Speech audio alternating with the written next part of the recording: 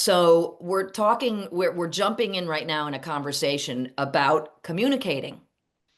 And this feels so important to share with people how to communicate better because that's what relationships are built on.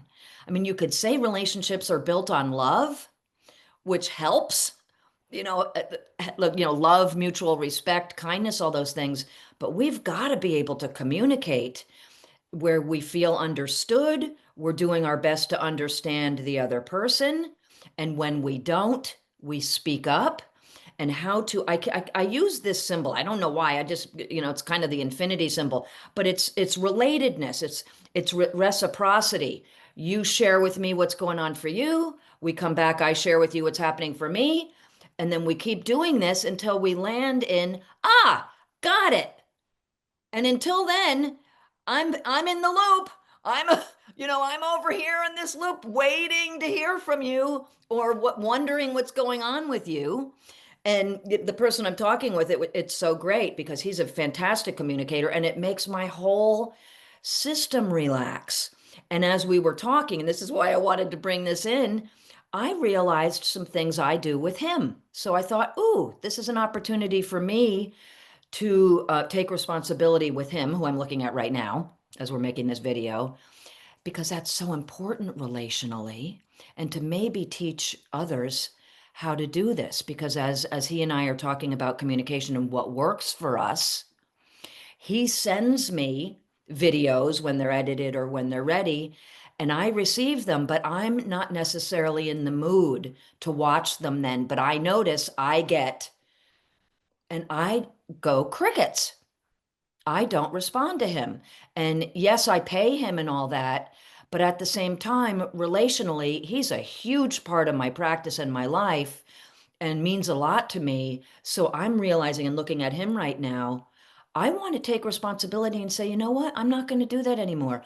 I'll I'll write you back and say I got it. I'm not in the play. I'll give him some kind of information so that his system can relax rather than it's on his to-do list and he's wondering, is Steph alive? Did she go on a walkabout? Did she join the circus?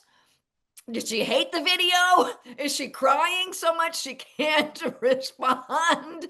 Right? Or is she so excited about the video that you get what I'm saying? The wondering. And we all know what that's like to be wondering when we're communicating with somebody, whether it's making plans to get together or a vacation or something, any kind of plan,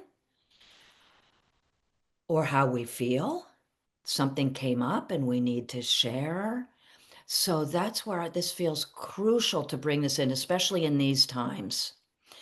And then we are treading in all of our own psychology, right? Because how we grew up, maybe we weren't welcomed to share how we felt, or we were made fun of for over communicating, and that people would say, "Stop being a nervous Nelly and just go with the flow," or these kinds of things. So there is something to finding the sweet spot with each relationship we're in, with what kind of communication works for people. Because I also want to bring in that I see a lot of couples. I love working with couples. And one of the biggest problems with couples is communication, either not feeling understood, feeling misunderstood, or the person seems like they don't even care, or the other person's so in their reaction, or we're so in our reaction that when we're communicating about anything, honey, can you pick up the kids? Or, oh, there's milk spilt on the counter, or morning, right? Oh, you had a face. You had a, all of these, all of these things that can be so fraught when, if we can stay with ourselves, and I'm going to teach you how to, well, let's do it right now. We got to ground ourselves, folks, all the time. I notice, right? I get excited. I love being excited. It's fun.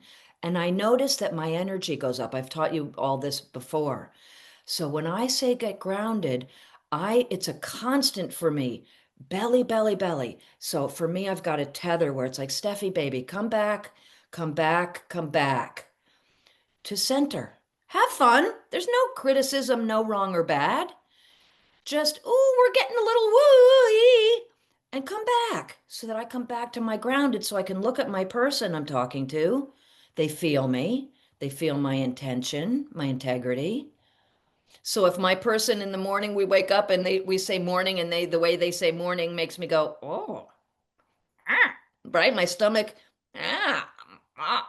I can stay grounded with myself and decide, do I want to say, hey, you okay? Everything? Or do I want to just leave it and give them space? But that's the key. So this isn't about communicating, communicate. We got to talk. We got to talk. We got to talk about everything. I got to tell you how I feel. You got to tell me how you feel. We're going to be talking. We'll probably be talking all day about it on nonstop. Ah.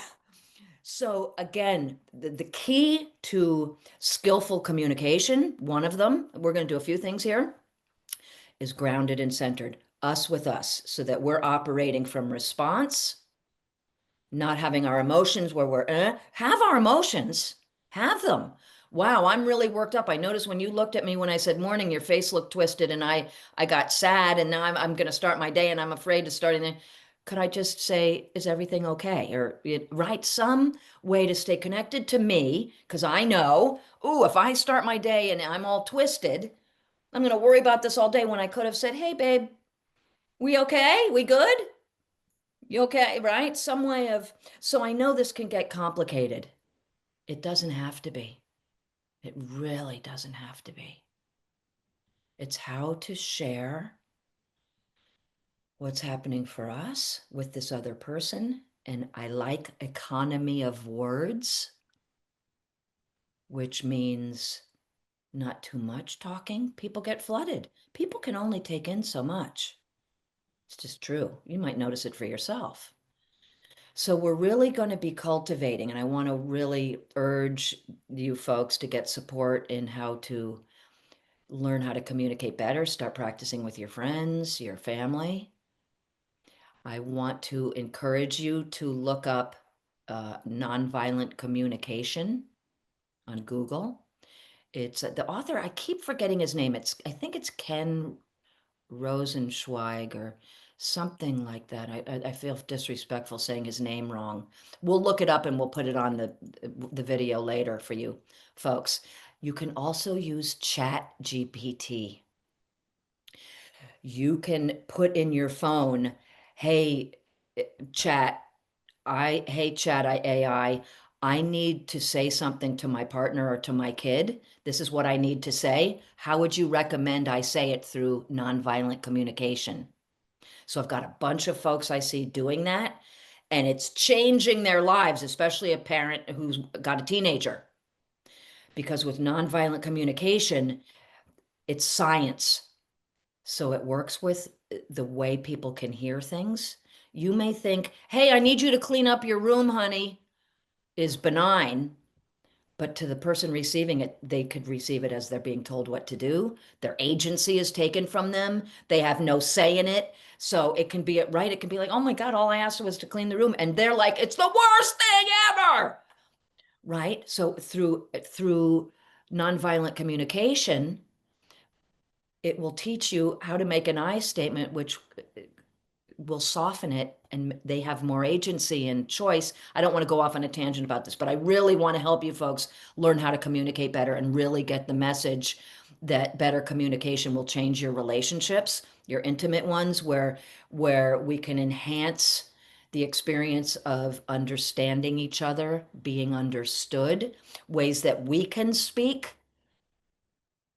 from I statements. I'm really hurt right now. There's something that I heard you say that's got me really balled up, and I notice I'm angry and I'm frustrated and I'm really sad, and I notice I'm closed down. Conveying that information is better than being in a snit and having pouty face.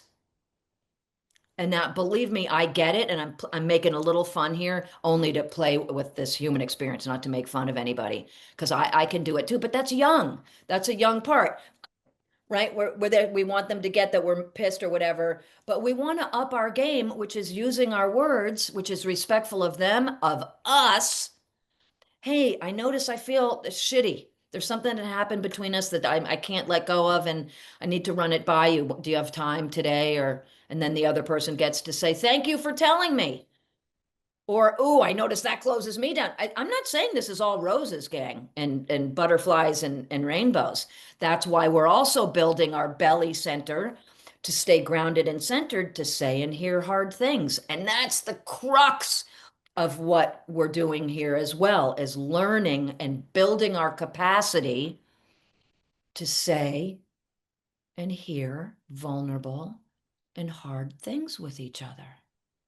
Because that's also what I see is what makes things go sideways. And we can start with ourselves first, how we can say things more cleanly so we can be heard better rather than the other person feeling attacked or judged, or they go to their deficiency because we did have a little jab in there. Some some way to clean all of this up, folks. So we're going to put some resources for you at the end of this video. I'm going to put the nonviolent communication. I'm going to put some other folks who I follow to learn how to communicate well. Byron Katie is fantastic to help us clean up our communication. And we will come up with one other person for you and have it at the end of this video. Feel free to reach out if you have any questions, and I'll look forward to hearing from you.